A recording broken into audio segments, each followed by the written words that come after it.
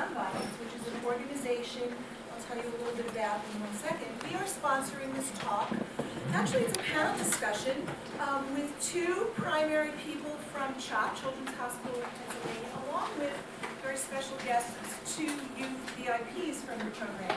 So we have Carolyn Manapace, Laura Vega, Deborah Irby, and Liam Spady, who will all be talking with us today about a very unique program that has been developed at the Children's Hospital of Pennsylvania, with the hope that we can use some of what they have been successful at, taking it back to our own communities.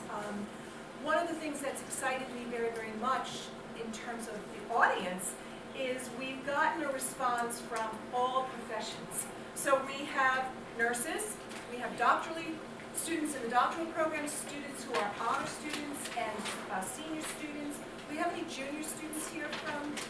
No, so senior students about to be nurses from Widener's program.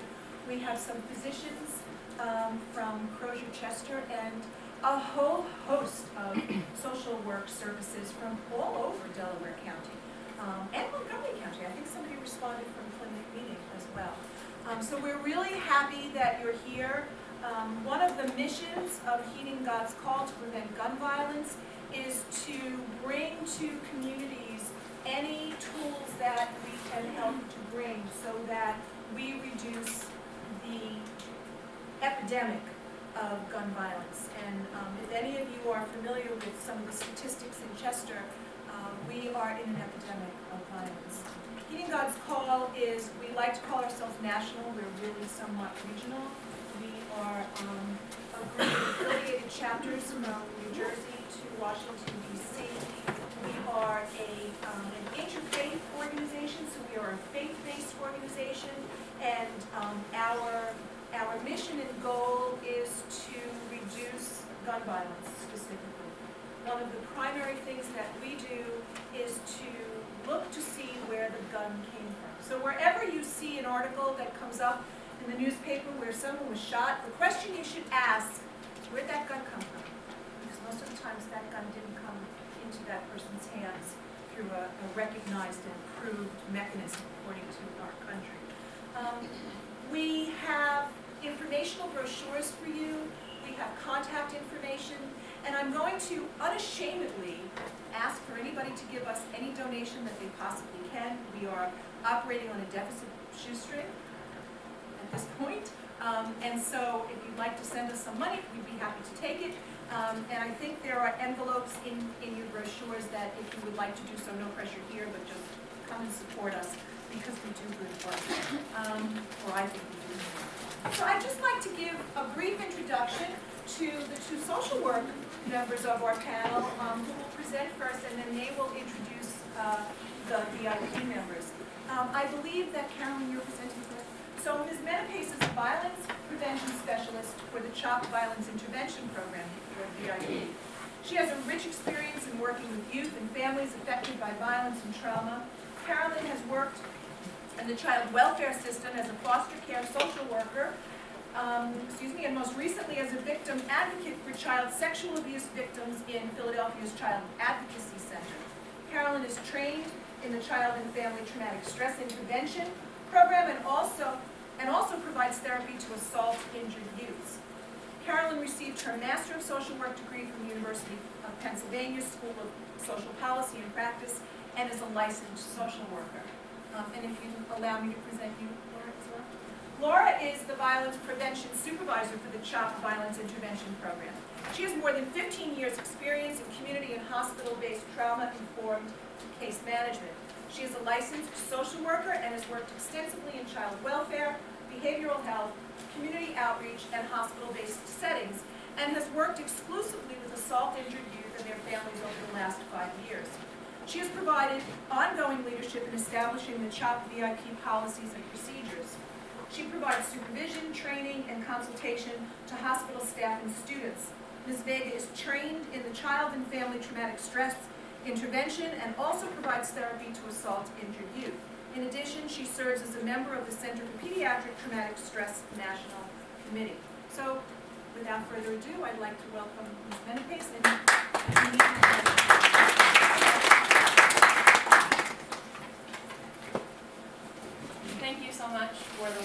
and for having us here today. So as mentioned, we're from Children's Hospital of Philadelphia, and CHOP really takes a public health approach to the violence prevention that we're going to be talking about today. We emphasize understanding our family's trauma history and understanding their needs and any challenges that they have in overcoming those needs. So it's important to note that our program is part of a larger initiative at CHOP called the Violence Prevention Initiative. And this was it's a CHOP-wide effort to interrupt the cycle of violence. It's built on years of hospital and community partnership and research. It was sparked by the Sandy Hook shootings, but it doesn't only focus on mass shootings, but it focuses on violence that is so pervasive in our communities. We know that 87 Americans die from gun violence each day, and in Philadelphia, which is where we are from, the 10 to 24-year-old age range has a homicide rate that is nearly 5 times the national rate. And for people aged 15 to 24 in America, homicide is the second leading cause of death.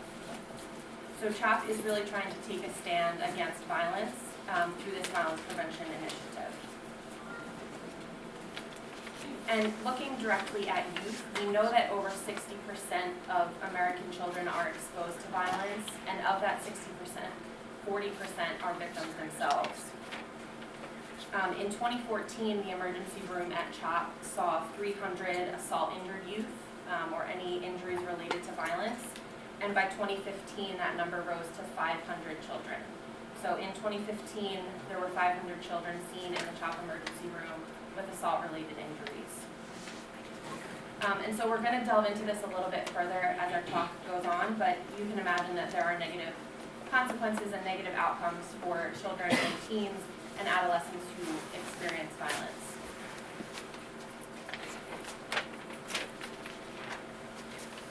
So we talked a little bit so far about America as a whole and youth, looking at the larger scale, but we wanted to share a little bit about what we're seeing clinically in our work.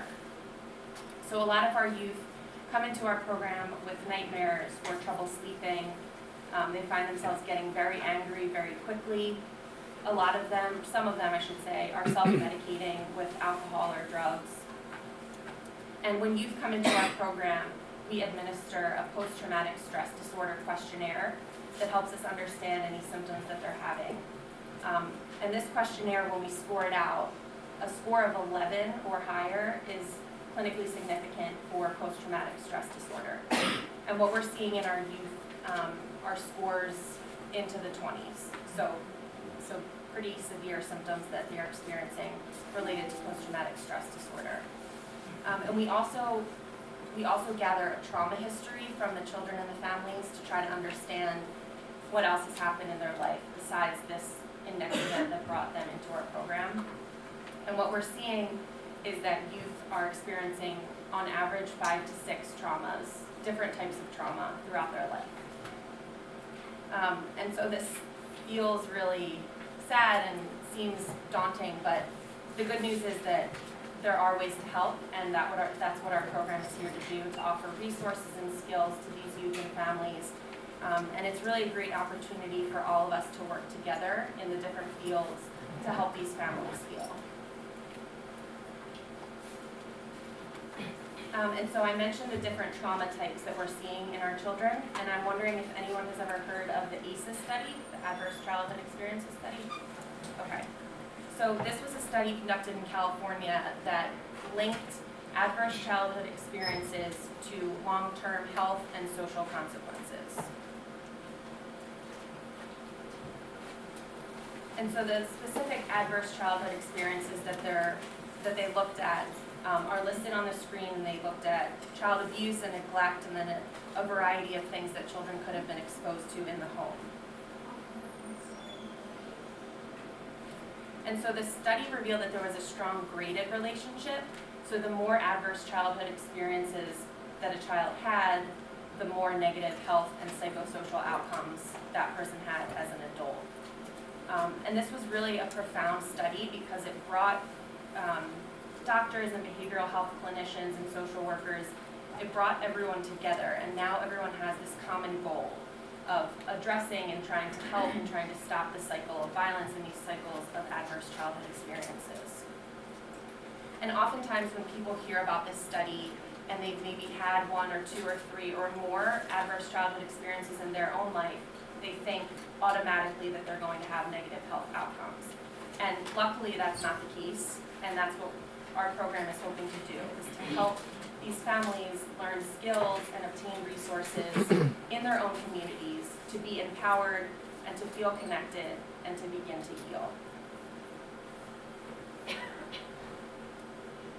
And so we talked about the multiple traumas, and this is exactly what we're seeing with our youth in our program. They come to us from one index event, a violent injury or assault, but as we work with them, we learn that they do have extensive trauma histories. And these are things that we need to consider in our work with them. We can't just focus on the one injury or incident that brought them to us. And something that we like to think about is that chronic stress, which is often what is happening in the lives of these youth, it becomes toxic if it's unmitigated or if it's frequent, if there aren't appropriate resources or services. And so our program is really working to relieve some of that stress for these families. And it's interesting if we think about post-traumatic stress disorder in veterans, because these veterans, these men and women are coming home, essentially, coming home from the war or wherever they have been. They're leaving the environment that caused them such great trauma. For a lot of our kids, the trauma is happening in their homes, in their communities, in their schools, and that's something that we really need to think about. We can't remove them from that environment. It's where the trauma is happening. So that gives us more reason to work in these communities and in these schools to help these families link up with resources and learn skills. And so all this information is, it's a lot, and it's kind of sad and overwhelming. And there's a lot of work to be done to address this chronic trauma. And one of the things that we've learned that is helpful is this trauma-informed care piece. And so trauma-informed care really reduces a lot of the barriers that we were seeing. And trauma-informed care is really a shift in the way that we think. It's a shift in the way we interact and the way we behave and the way we talk. It's really shifting from what's wrong with you to what happened to you. And it's a beautiful model that we've implemented in our program and that we've seen a lot of success with. Just to tell a short little story from early in my career, working with a mother and a child who had extensive trauma history and was in need of trauma-focused therapy. So as a case manager, I connected the family with trauma-focused therapy, made the referral, had the appointment set up. They were to be meeting on a weekly basis with the therapist. And I shortly after learned that mom and the child weren't making the appointments. So my immediate assumption was, this isn't a priority for mom, or she's not trying hard enough. But when we look at this incident, this family from a trauma-informed care lens, I was able to learn that she has 4 other kids at home, and they're really little. And she's a single mom, and she doesn't have a car. And she has to get her one child to therapy while her 4 other children have needs as well. So for her to come home from work, to get the children fed, to get all 5 children on public transportation, to get to the mental health appointment for the one child was really overwhelming and pretty much unrealistic for her. So in looking at this through a trauma-informed care approach, we were able to make a new referral for mobile therapy. So the therapist was able to go to the home and do therapy in the home. She was able to meet mom where mom was, literally and figuratively. And that's something that we try to do with all of our families, is we really meet them where they are. We think about what they need, and we listen to them and when they tell us what they need.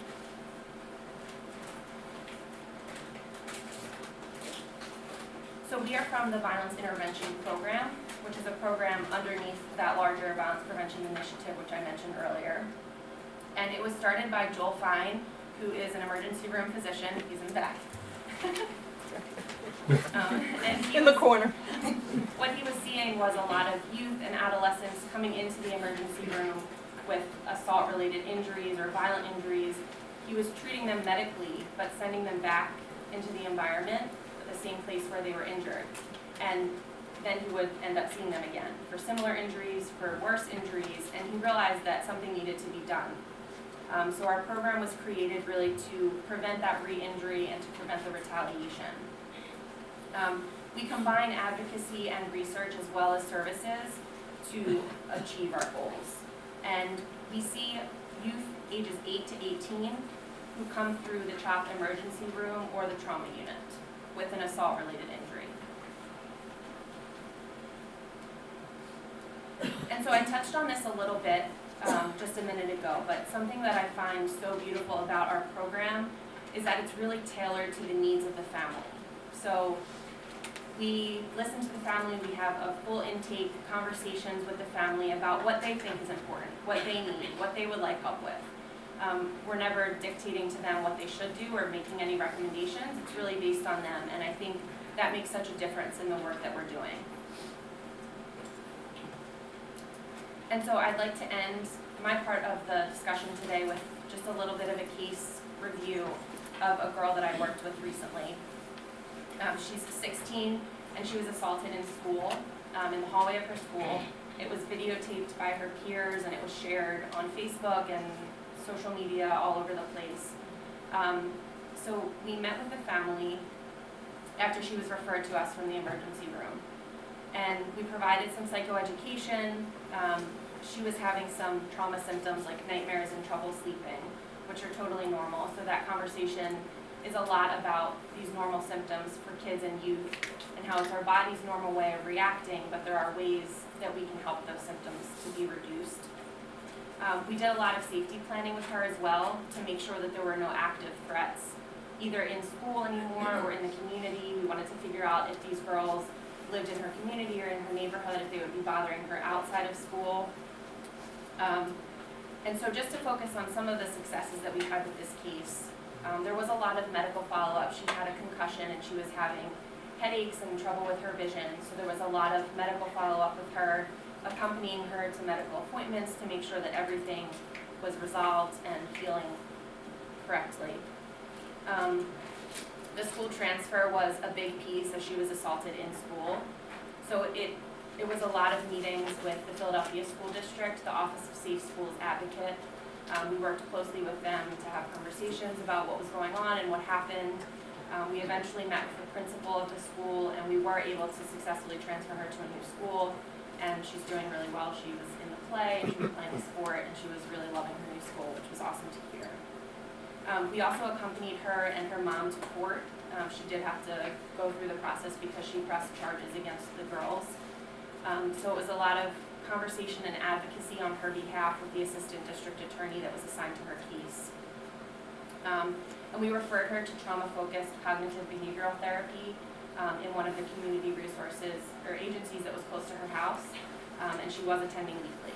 So overall, a really successful case. That's just one of many that we have in our program. And so I would like to turn it over to Laura.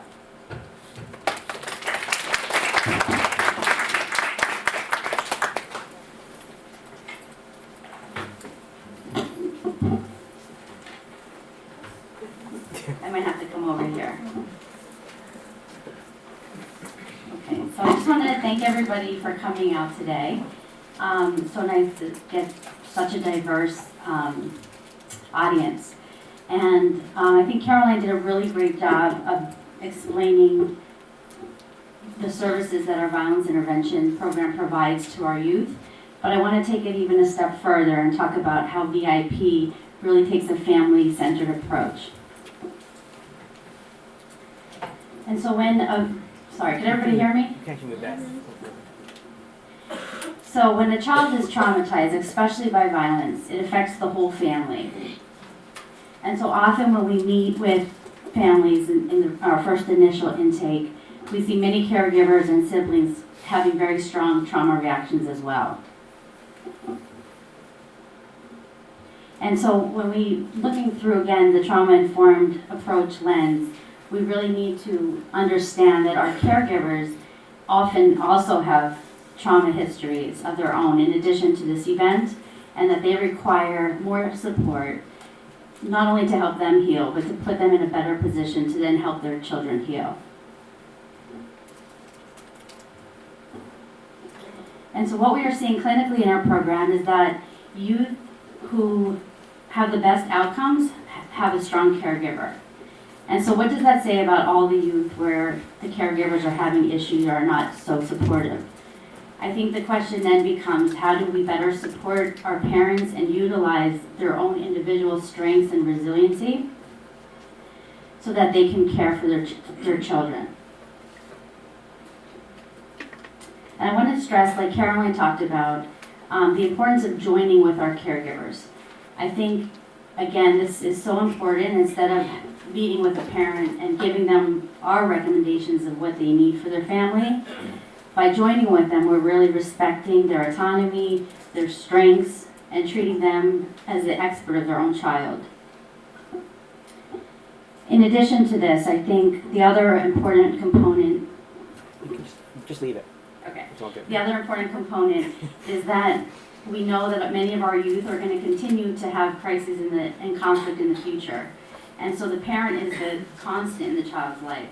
And so when we try to surround our families with support and resources, we need to understand that not only is the goal to provide them with skills for this incident to overcome, but also so the next time a crisis or a conflict occurs, that the parent will be equipped with the skills to help their children.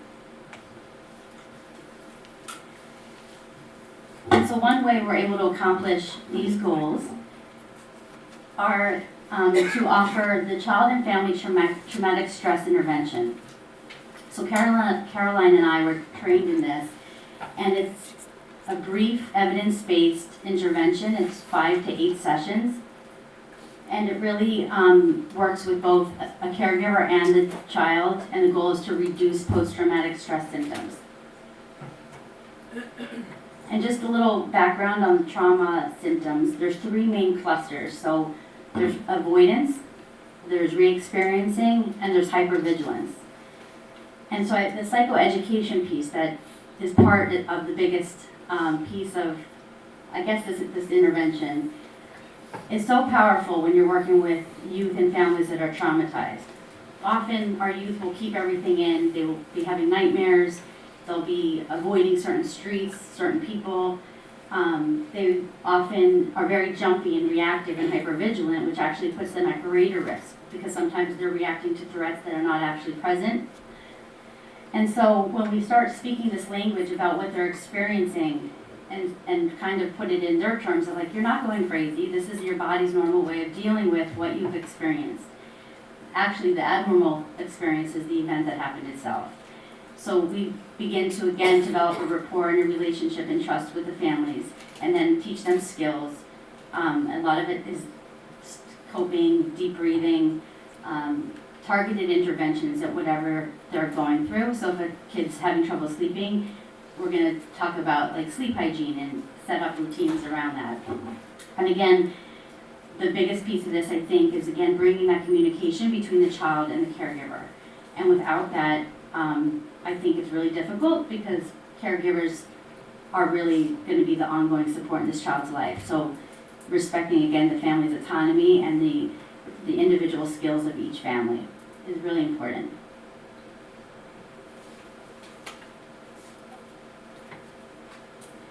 Okay, so I want to let you hear from a little bit of a mother's perspective who I did the child and family traumatic stress intervention with, and I want to provide you with a little background about Joey.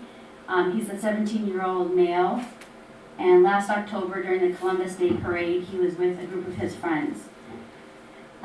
He wasn't the intended target, but he was stabbed 4 times, and I met with him in the hospital at CHOP, and he had tons of trauma symptoms, so he was having nightmares.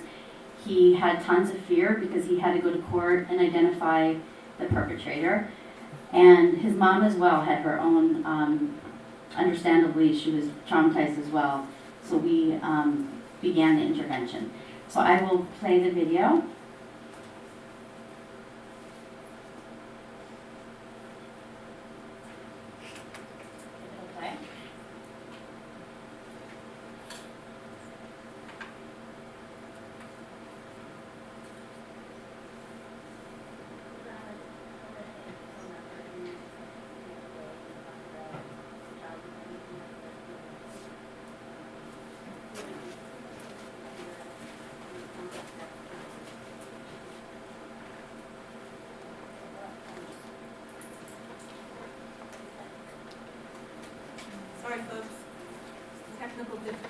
Yes?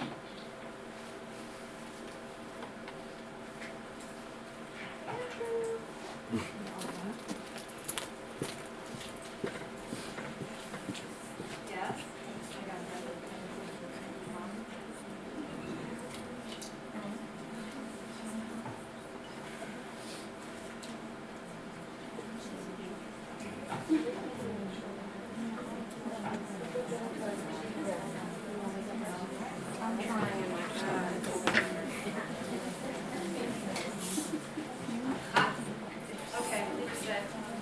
We're good.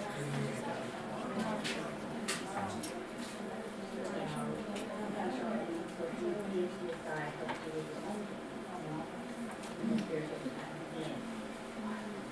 it's extremely helpful. It allows the people.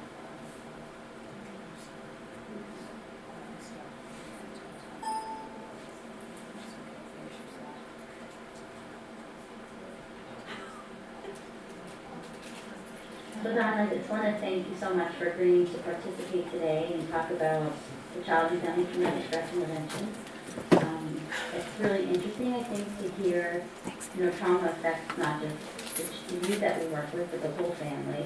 And it's nice to be able to offer kind of a parent's perspective and kind of the situation that you've been through. Once we were home, I noticed the change in him, actually. He was just in a shell.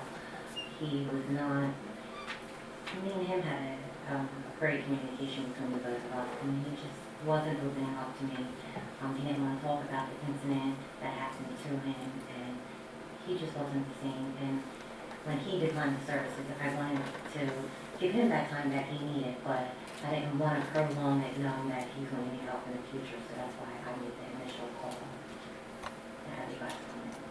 Great. Can you talk about if you felt any portion of CFTSI helped you with your own feelings and those fears that you had? Yes, the therapy was actually extremely helpful. It allowed us to communicate. It brought us back to where we were before the incident happened, and I learned how Joey was, how he was stressful, helped me to be able to communicate more better with how he was feeling. And what do you think was particularly helpful for Joey? If you had to pick something out of the intervention, what do you think helped him the most? The anger. He's dealing with a lot of anger and fear. And the assessments, everything with the therapy just really helped, and it helped control his anger. Was there any part of the intervention that you found difficult or challenging? The intervention itself wasn't difficult or challenging. It was getting my son to agree to get the help, and the intervention, the therapy, we actually came to the house, which made him agree upon doing the therapy, and that was extremely helpful. What did you think? Some people feel like sometimes the assessments could be too much. How did you feel about the actual assessment? The assessments were actually great. Doing one session with him and one session with me, and at the end figuring out, what he lacked and what I lacked. We actually both learned about each other, so the assessments were actually great because I could pick up and learn where I didn't know what was bothering him, and vice versa, he didn't know what was bothering me, and we learned how to deal with that and work with each other. That's great. And I know one of the things that Joey talked about struggling with, he was really open about his anger and how much it increased, and also his anxiety about the court that was coming up. Did you, we introduced some of the mindfulness and deep breathing exercises for Joey. Do you think that helped him at all deal with his anger? Yeah, that helped Joey tremendously. Not so much with the anger, but with the anxiety that he was having with the upcoming court hearing. And he was able to deal with everything without you guys. And it was a great experience for him because he was able to come out of that shell and to reach for something that he was actually couldn't do. That's It was wonderful. scary. That's wonderful to hear. Mhm. So is there anything else that was helpful to you through the process of the Child and Family Traumatic Stress Intervention? the nightmares, what was happening to the nightmares that he had mentioned to me, and the avoidance of certain areas that he would avoid. And I knew that, I knew it was a result of the trauma that he was, that he had gone through, but, I knew also that he would be able to get better. To the body, I mean, under a traumatic experience like that, your body's going to react in all different ways, emotions, and just being able to have somebody come out and tell us that these are normal, the body is going to act like that, but there's ways to get better, and we're here to help you through that.